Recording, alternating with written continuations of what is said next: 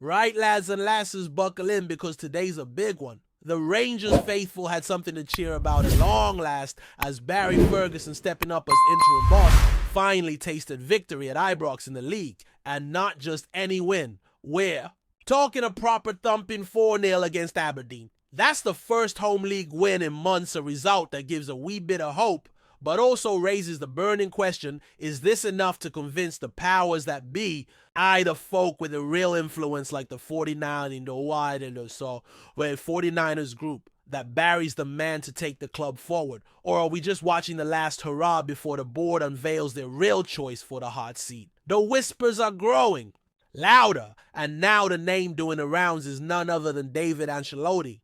The son of Carlo Ancelotti. You ken the man with more trophies than most clubs can dream of. It seems young David is ready to step out from his father's shadow, and Rangers might just be the place where he cuts his managerial teeth. We'll get into the nitty-gritty of that bombshell in a minute, but first we need to talk about what went down at Ibrox and what Barry Ferguson had to say about his players.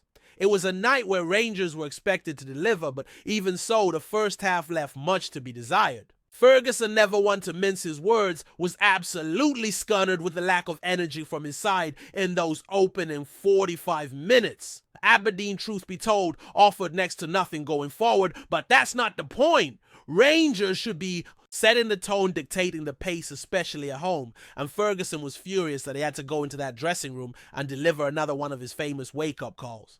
He spoke openly about how annoyed he was that he constantly finds himself needing to give them a kick up the backside, just to see the level of performance that should be a given for any player pulling on the blue shirt. At halftime, Ferguson demanded more. He made it clear, get the midfielders running force Aberdeen to think, disrupt their shape, and show the kind of desire the fans deserve. And fair play in the second half, the response came. That's the Rangers Barry wants to see. That's the level of intensity that should be standard. Not an occasional burst when the managers had to go through folk to light a fire under them. His frustration was palpable, not just with the players' inconsistency, but with the fact that the quality is clearly there. It just takes too much poking and prodding to bring it out. He said something that really stuck these players, frustrate the life out of him, because he knows what they're capable of, but it shouldn't. Take a halftime rollicking to see it. Handling the pressure of playing for Rangers is part of the job description. You either rise to it or you crumble. On this occasion, the lads responded, but Ferguson's point was crystal clear. Whoever's in charge next season, that level of fight and commitment needs to be there from the first whistle, not after a manager's hairdryer treatment. Now shifting gears to that Ancelotti news. It's a big one. Reports are emerging that Rangers are seriously pushing to bring in David Ancelotti as their new manager. The 35-year-old has been right by his father's side at some of the biggest clubs in world football. Bayern Munich, Napoli, Everton, and now Real Madrid. He's been in those dressing rooms, seen how top-level sides operate and learn from. One of the best to ever do it. With Carlo reportedly set to leave Real Madrid at the end of the season, David could finally be ready to take on a managerial role of his own, and Ibrox might just be the perfect proving ground. It's a bold move, no doubt. Bringing in someone without prior experience as a head coach, especially at a club where expectations are sky high, is a gamble. But you can see the logic, fresh ideas, modern coaching methods, a connection to elite football. Environments, that's an attractive package. And let's face it, Rangers need a spark, a fresh injection of ambition and professionalism to bridge the gap to where they want to be. Meanwhile, the off-pitch drama is never far away at Rangers. The Union Bears, the club's most vocal and visual fan group, had their say after the club's reaction to a recent display during the derby against Celtic. You might have seen it, a massive banner across the Copland stand showing Graeme Souness holding a shotgun with the words, "Take aim at the rebel scum." The club, perhaps under pressure, quickly condemned the display, calling it unacceptable. That move did not sit well with large sections of the support who felt the club were too quick to throw their own fans under the bus. During the latest match, the Union Bears hit back with another display, this time accusing the club of jumping the gun and losing the fans, making their frustration loud and clear. This tension between fan groups and the club's board is not new, but it has certainly intensified. The supporters feel there's a lack of consistency. quick to condemn displays from their own fans, but far slower to defend Rangers supporters when they're on the receiving end of abuse or provocation. The minutes from the latest fan advisory board meeting reflected this sentiment, with the message from the fans being unambiguous. The handling of the situation was poor reactionary and has damaged trust. All this creates a backdrop of unrest. At a time when Rangers need unity more than ever, the managerial uncertainty, fan dissatisfaction, and the looming summer rebuild all point to a crucial few months ahead for the club.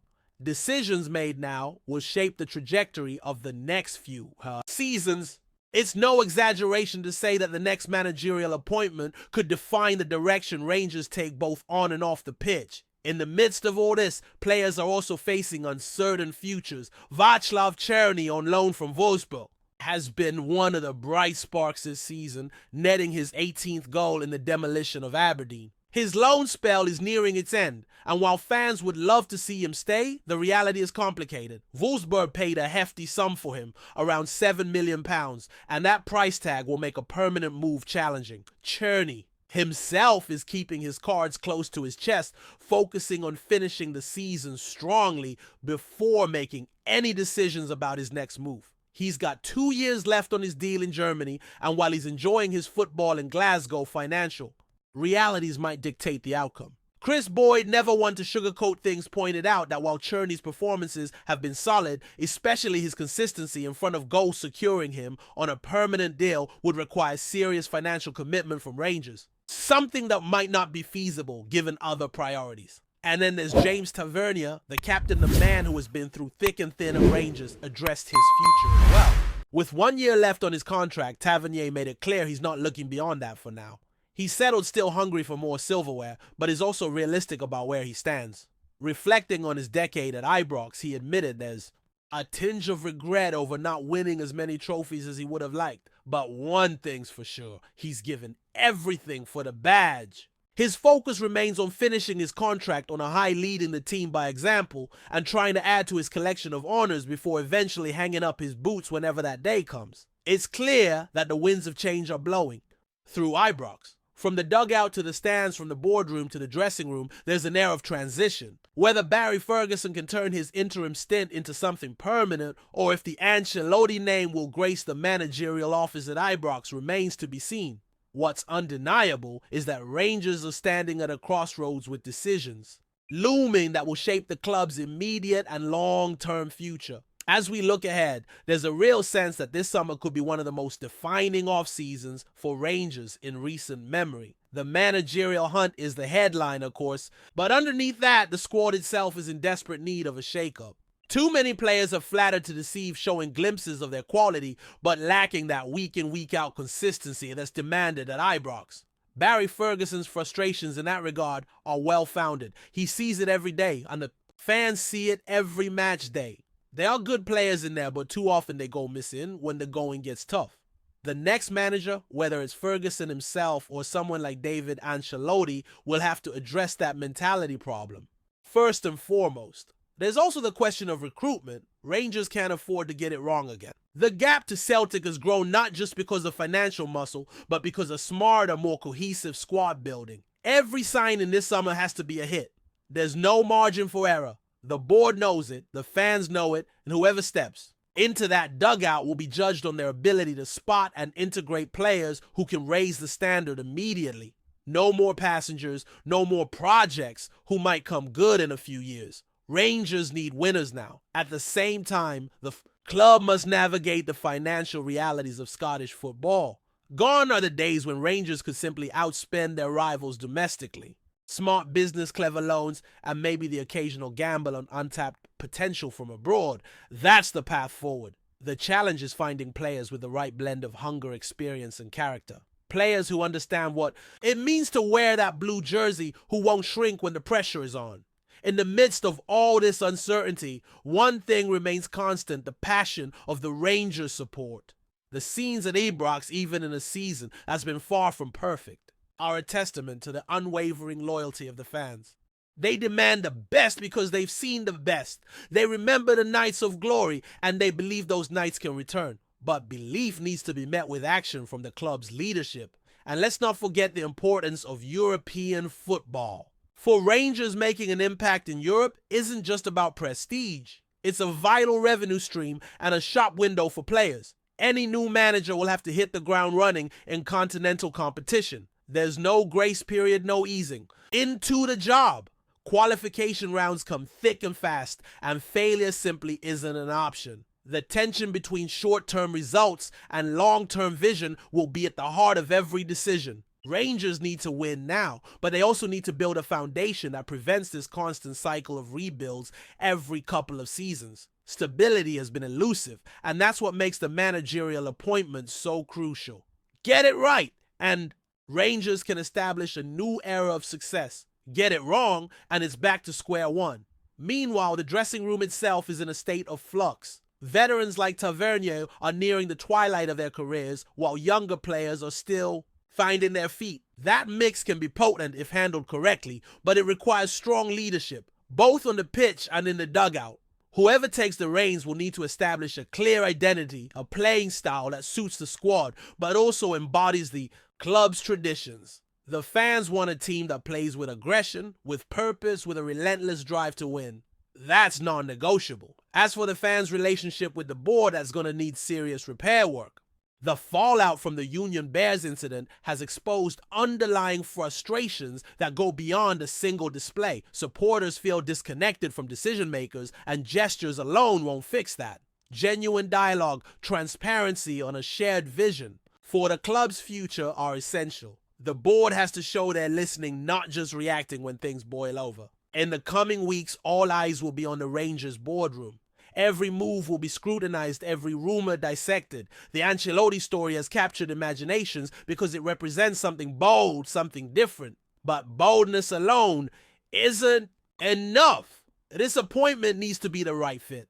Someone who understands the scale of the task, the weight of expectation, and the unique pressures that come with managing Rangers Football Club.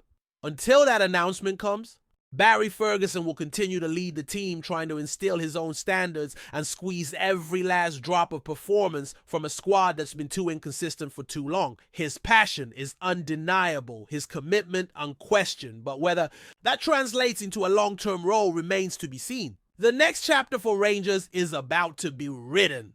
The decisions made now will echo for years. The fans are ready, the players must be ready, and the club's leadership cannot afford to misstep. One thing is certain, at Ibrox the demand for excellence never fades. The challenge is to meet it head on.